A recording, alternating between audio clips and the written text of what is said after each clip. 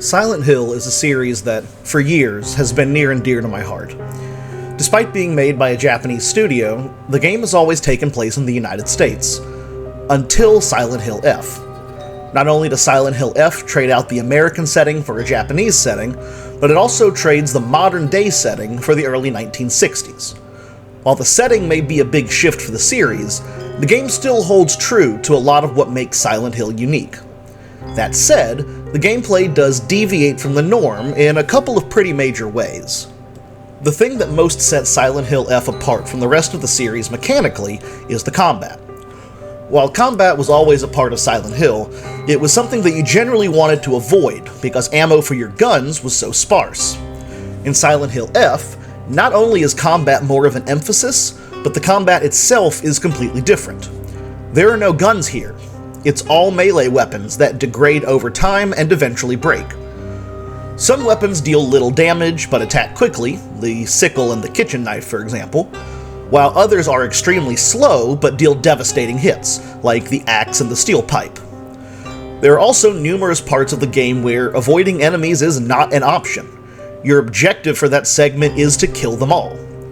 The bosses feel about the same as in other games in terms of tension and difficulty, and that's actually one of my complaints with the combat. There were some regular enemy fights that I found more difficult than some of the boss fights, leading to an overall feeling of a somewhat unbalanced difficulty. It was never severe enough to impede my enjoyment of the game, but a boss battle shouldn't feel like a step down in difficulty from the regular fights that you had to win to get to that boss. That said, the boss fights were fantastic, and often felt distinct from other Silent Hill bosses in both design and in the way they move and attack.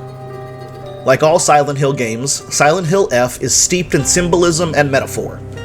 As usual for Silent Hill, you're never quite sure what is real and what is in your character's head.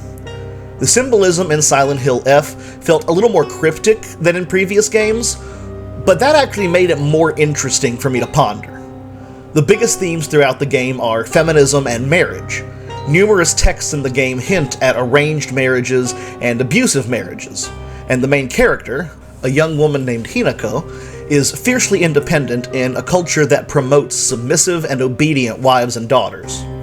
One of her constant struggles throughout the game is her attempt to retain her self-identity amid a world that expects her compliance.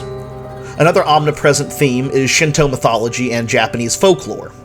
From ancient sacred trees to trickster kitsune, the spiritual heritage of Japanese culture is the major driving force behind most of the things that you'll experience in the game.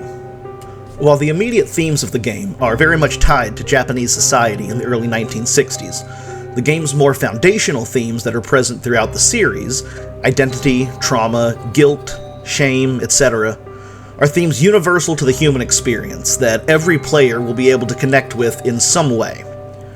While it's very different from the rest of the series in many ways, at its core, Silent Hill F is very much more of the Silent Hill experience we've come to know, love, and sometimes fear. Like other Silent Hill games, the real horror comes not from the monsters trying to kill you, but rather what those monsters represent, the protagonist's regrets, her fears, her desires, and her shame.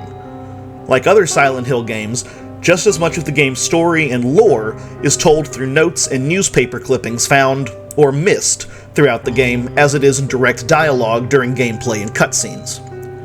Perhaps most importantly, like other Silent Hill games, the game's world is made of the everyday buildings and homes we're used to seeing, but with a distinct sense of wrongness and dilapidation that builds a subtle but pervasive sense of unease from the start of the game until its conclusion. Overall, Silent Hill F is an excellent horror experience, and one I thoroughly enjoyed. The atmosphere and art direction balance a uniquely Japanese aesthetic with staying true to what makes Silent Hill unique among horror franchises. The emotionally charged storytelling immediately grabbed me and kept me snared until the final cutscene, and after that final cutscene, I had a strong desire to replay the game and see the other endings. While Silent Hill is known for its numerous endings, I've never felt compelled to experience them the way I feel with Silent Hill F. That said, it's not a perfect game. Combat can feel repetitive and clunky at times with an uneven difficulty curve, and the game does have some segments that feel like they drag a bit too much, hurting the overall pacing of the game. That said, while it may not match the near perfection of Silent Hill 2, Silent Hill F is a strong entry in the series that dares to take it in a new direction. For fans of the series, or of psychological horror in general, I strongly recommend giving this game a shot. It's absolutely worth the price of admission, and has more replay value than most of the series, in my opinion. My rating for Silent Hill F on PlayStation 5, Xbox Series X, and PC is an A.